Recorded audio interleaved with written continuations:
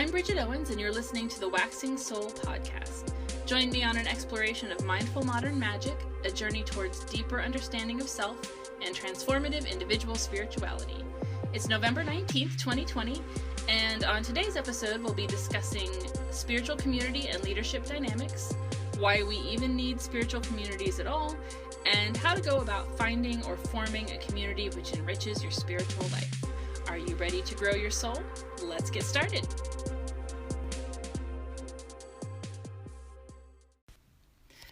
A huge part of my own journey and how I ended up on my own path was joining a local pagan meetup group about 15 years or so ago. And, I started going because my wife, my girlfriend at the time, had said that, she was interested in Wicca and she just recently moved from out of state. And so when I heard about the group from a coworker, I thought, this is a great way for her to meet people and have a community to hang out with. So we started going to this meetup together. And at the time, I didn't really have any interest in paganism myself. I just went to support her. But now 15 years or so later, she doesn't even go anymore, and I'm the organizer, so of that group. So, I tell this for two reasons. One of them being that lots of times we pick topics for the meetup that I would otherwise think, wouldn't otherwise think to include on the podcast. So I'm going to be doing episodes like this one, which are inspired by the conversations that we had at recent meetups. And the second reason is because the topic from a very, recent meetup was actually, finding, forming, and leading pagan communities. And one of the really interesting parts of the discussion got into, the role of leadership in groups and how, and even how leaders get to lead groups and how they learn to lead. Now, as a pagan community organizer myself, as somebody whose, entire path through this world was shaped by a community group, I know firsthand how important it is for there to be communities and groups, even for those of us who are on independent, very personal, very unique paths. And I also know firsthand how crucial it can be and how crucial it is to have good leaders in those spiritual communities. Not good leaders in terms of whether they are good people necessarily or good at teaching or whatever. I mean, those are important things too, but really in terms of whether they have good leadership skills, and not to mention intentions. It's an especially crucial issue in the pagan community because unless you're part of a particularly structured tradition, which is I think a minority of people, of pagans, there's not much in the way of requirements or a system for becoming a group leader.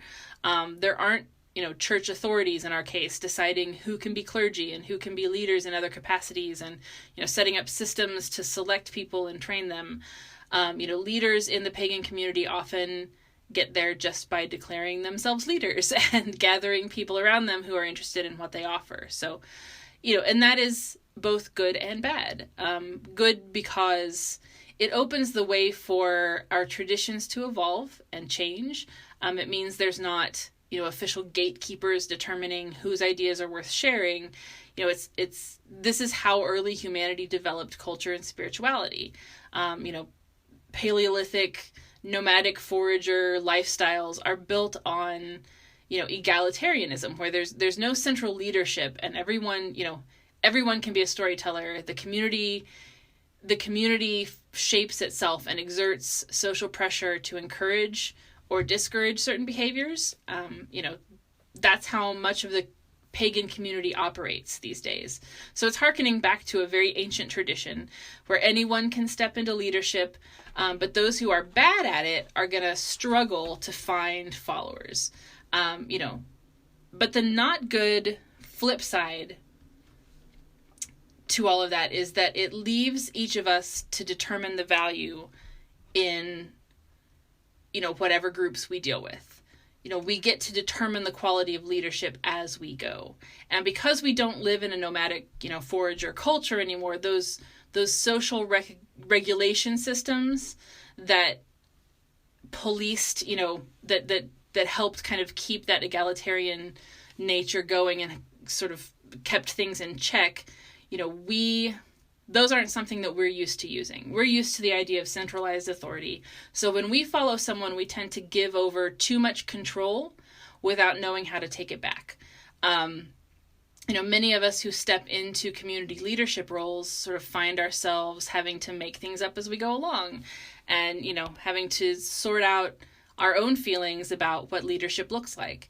And what came up in the meetup discussion is that there's really very little opportunity for learning good leadership skills, aside from just jumping in and learning the hard way. So, there's lots of demand for various groups and communities to exist, but not a lot of willing leadership to take on that responsibility for creating and maintaining those communities, much less those who are willing and have the skills to lead. And that leaves many, many people frustrated and looking for someplace to belong. This is especially true in places like, I live in Southwest Missouri, where there's, where a majority of the community still feels, a majority of the pagan community still feels pretty compelled to exist in the closet and in some amount of isolation for fear of family rejection or job loss or whatever. The more bias there is against non-Christian spiritual paths in an area, the harder it is, for people in that area to find willing leaders, and, the harder it is to form and maintain groups. But it also means that there's that much more need for them.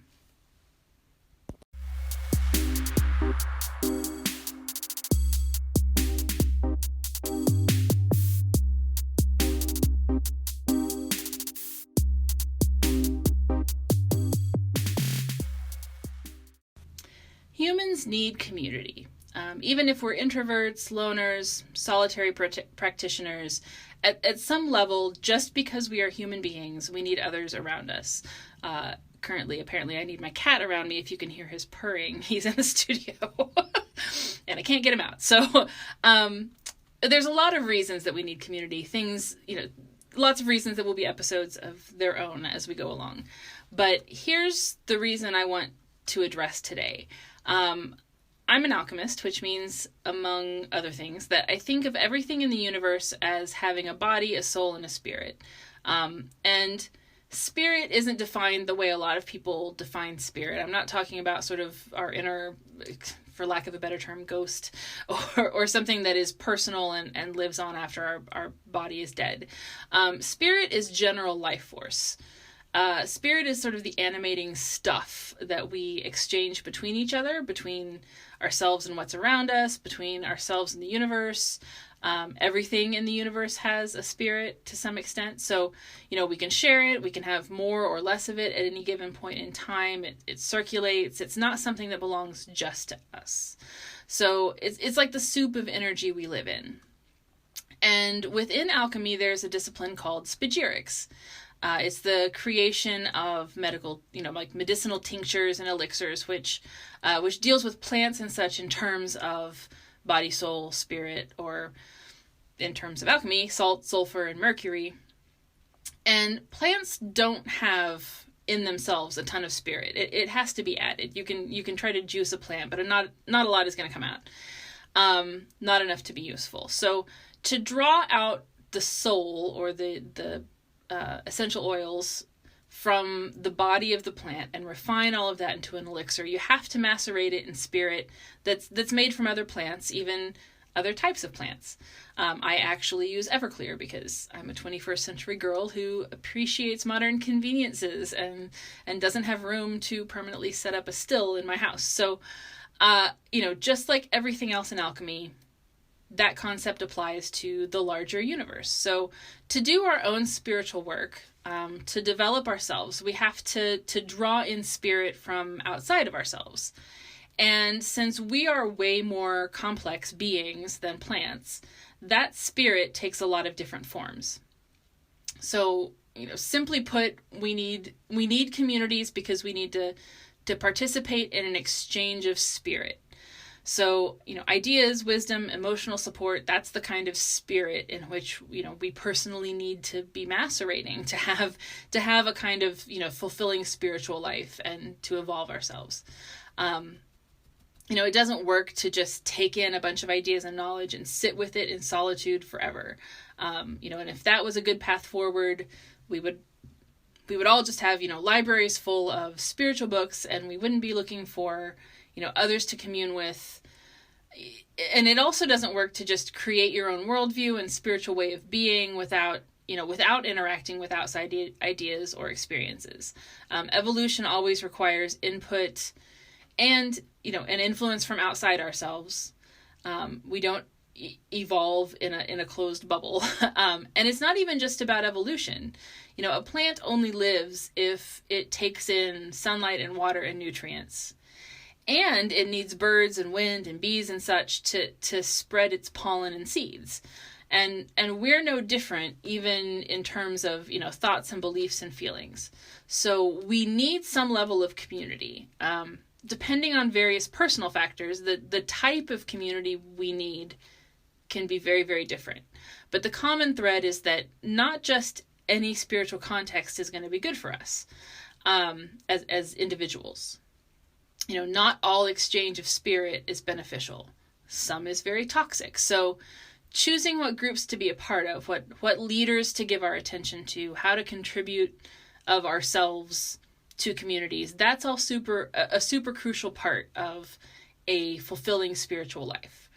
Now, not all of our need for community has to be filled by formal organized groups. We don't not all of us need to be in a coven.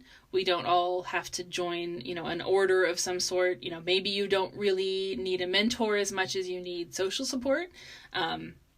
Maybe you need guidance, but you don't really need to be taught things.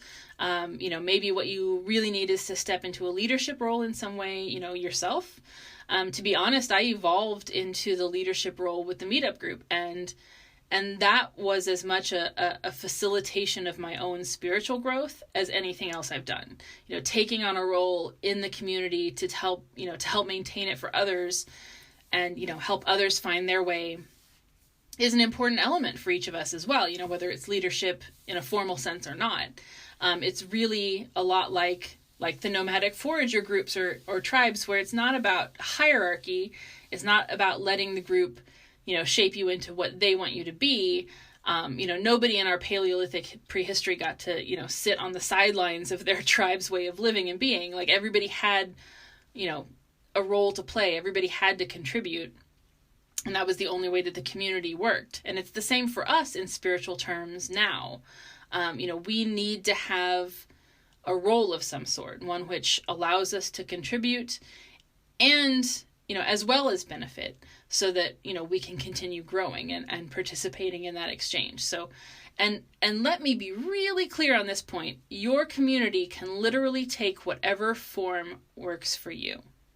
Maybe you interact with people online and talk about spiritual ideas, even though you don't personally know anybody in the group. It's still a community. That was my type of community for a very long time.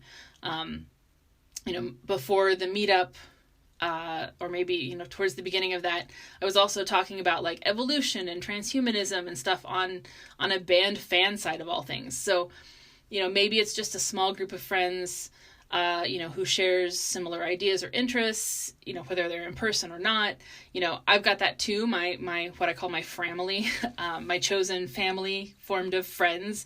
We all run in sort of overlapping pagan circles, which is a funny mind image there, all of us running around in circles.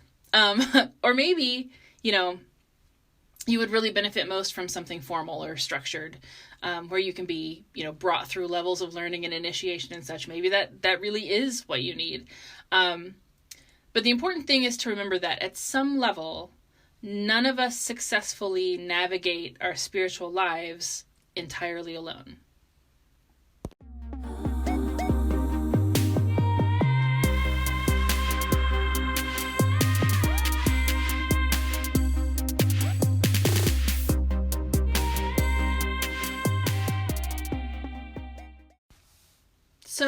So you're looking for a spiritual group to be part of, or, other like-minded people to hang out with.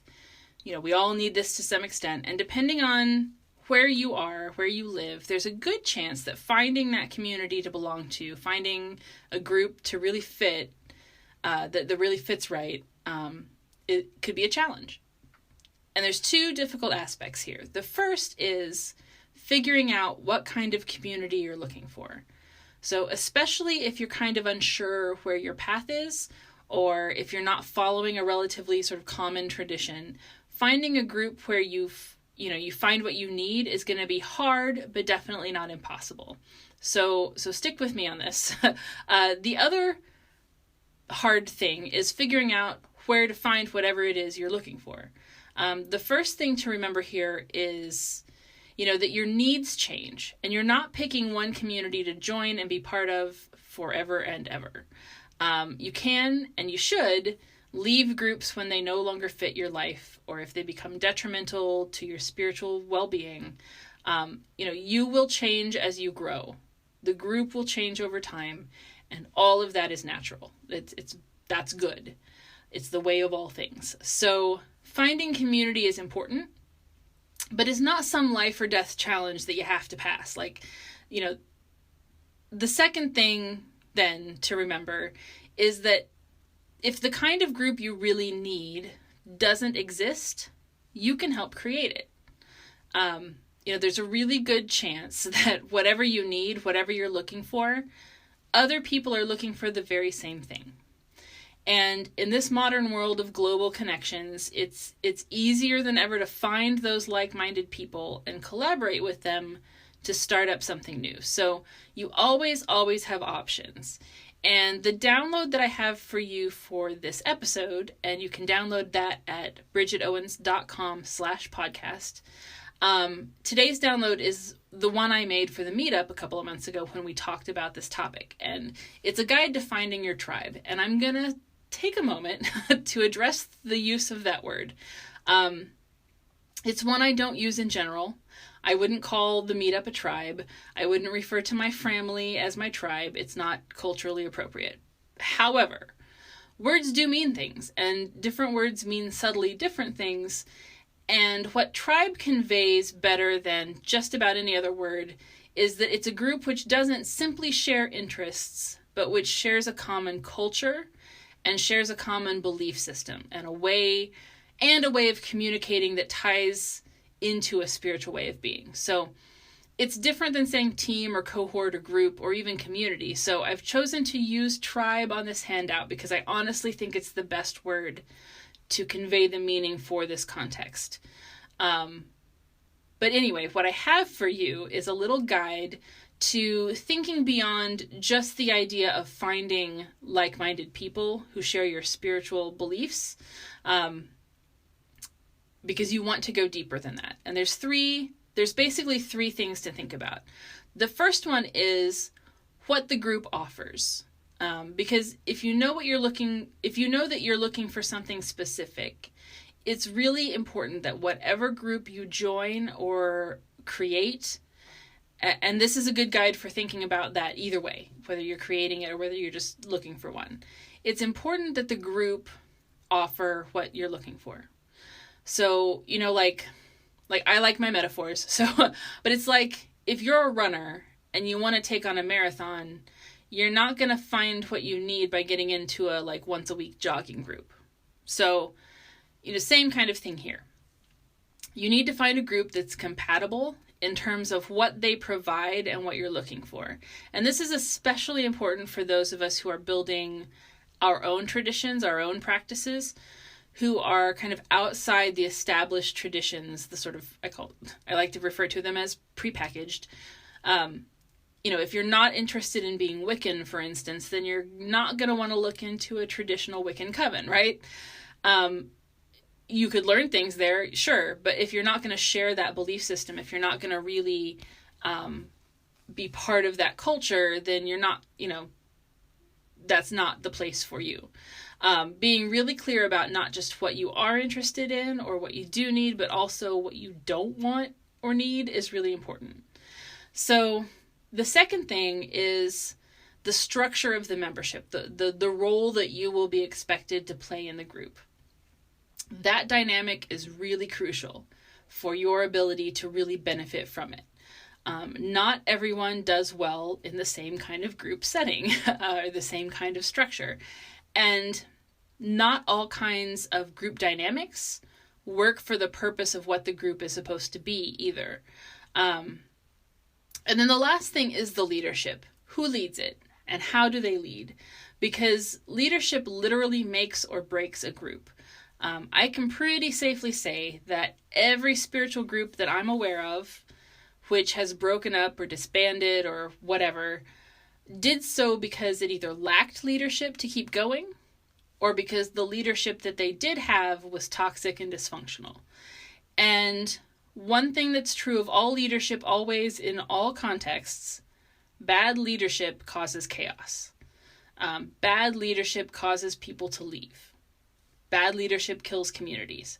So considering who is leading a group and how they lead, how leadership is passed on, how it's shared, if it's shared, is definitely something to consider in terms of what kind of group you want to be part of.